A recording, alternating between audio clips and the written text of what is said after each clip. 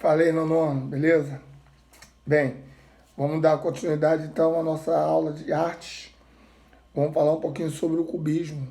Terminamos o bimestre passado só sobre Picasso e vamos dar continuidade sobre o cubismo, né?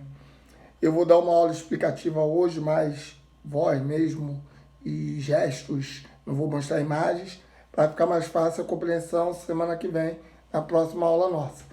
Sei que vocês estão com saudade da minha voz, do meu jeito, mas vai ser assim. Qualquer coisa, se tiver dúvida, pode mandar uma mensagem aqui na plataforma. Qualquer coisa, pode me mandar um zap, mandar e-mail, que eu vou fazer tudo para responder vocês. O cubismo. O que foi o cubismo? Essa palavra cubismo. Então, o cubismo foi uma vanguarda artística europeia. Vanguarda, lembra? Já falamos várias vezes. Vanguarda são grupos de artistas que pensavam lá na frente, revolucionário, que tinham ideias maravilhosas. Europeia, marcado pelo uso de formas geométricas. Então, na pintura do estilo cubismo, é marcado pelo uso de formas geométricas. E surgiu no início do século XX na França, tá? Século passado na França. Esse novo estilo rompeu os modelos estéticos que só valorizavam a perfeição das formas. Então, antigamente, eles tinham aqueles desenhos, aquelas pinturas que tinham a perfeição, que tinham o realismo, até mesmo o surrealismo. E o cubismo não tinha aquela perfeição, não era uma coisa abstrata, mas não era realista, era uma perfeição. Por exemplo, você pega um quadrado, faz dois olhos, um nariz, uma boca, e é uma pessoa, mas num quadrado, assim, usava forma geométrica nas pinturas. Então, esse movimento pode ser considerado o primeiro a se caracterizar pela incorporação do imaginário urbano das indústrias, entendeu? Abrangeu sobretudo as artes plásticas, influenciou também na literatura, entendeu? Então, até mesmo foi na época da industrialização, né? Então, o cubismo veio muito forte. Qual é a origem do cubismo? O cubismo teve sua origem, seu marco, né, em 1907, com uma das telas do pintor espanhol Pablo Picasso. Então, As Damas de Davignon. Depois vocês pesquisam aí, As Damas de Davignon. Você vai ver tudo que eu estou querendo dizer sobre cubismo, o que significa cubismo. Você vai ver nessa tela, vou entender sobre essas formas geométricas. É uma pintura enorme que tem 2,44 metros de um lado, 2,34 metros do outro, e perfeito. Uma pintura muito maneira. A pintura cubista, a pintura de Pablo Picasso, cubismo, é uma pintura difícil. Aí na quadra nós temos o rosto do Pablo Picasso pintado. E vocês olham que a turma do nono ano passado pintou, é uma pintura complexa demais, complexa demais. Então essas obras apresentam influências de escultura africana e pintura pós-impressionista do francês Paul Cézanne também. Ao lado de Picasso, teve Georges Braque, também foi fundador desse movimento cubismo, tá legal? Quais são as principais características do movimento cubista? Com o cubismo, teremos um tratamento geométrico de forma da natureza. Então, já falei das formas geométricas. Assim, elas passam a ser representadas pelo objeto e todos os ângulos, em todos os planos, constituindo figuras de 3 dimensões. Tá? Predominam linhas retas, modeladas basicamente por cubo, cilindro, triângulo, formas, né, geométricas que você já conhece. Então, características do cubismo são formas geométricas.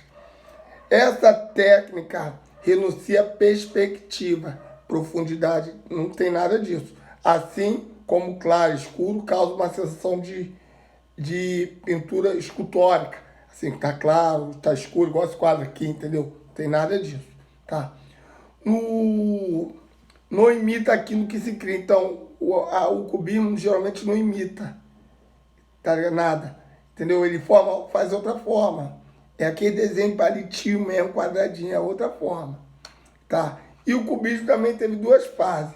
Teve a fase cezaniana, tá? Ou cezanista, que foi de 1907 a 1909, também chamada de fase pré-analítica.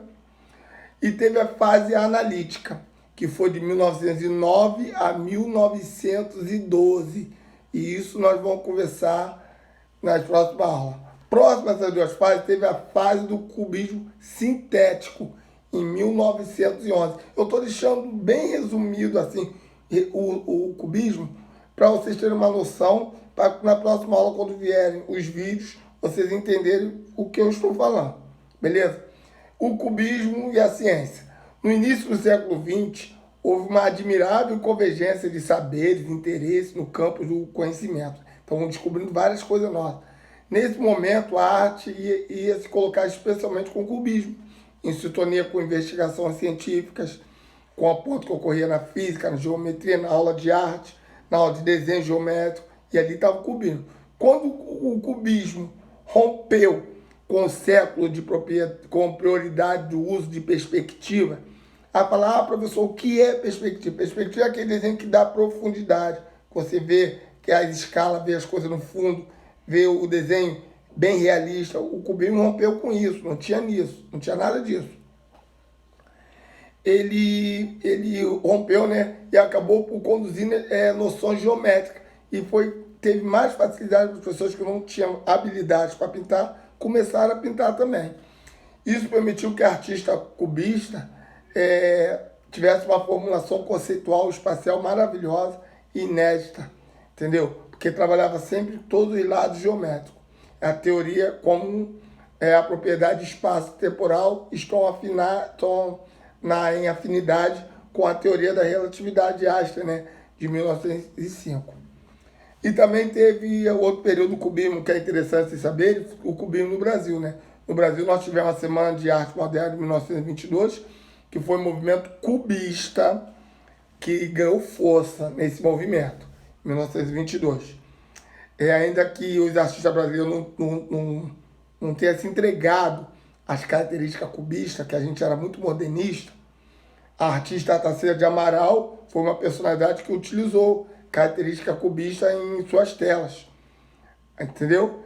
Aí tivemos como de Cavalcante, tivemos Anita Mafaldi. Já na literatura cubismo, na parte da literatura, teve como destaque a obra do escritor Oswald de Andrade, Érico Veríssimo. Note que na literatura cubista teve como foco a destruição da sintaxe, pondo fim a várias coisas que eles achavam que eram regras.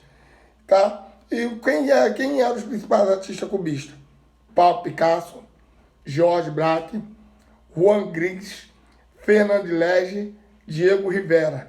Diego Rivera, famoso pra caramba também. Tá? Escultores, também teve escultores. Escritores cubistas, teve Oswald de Andrade, Érico Veríssimo.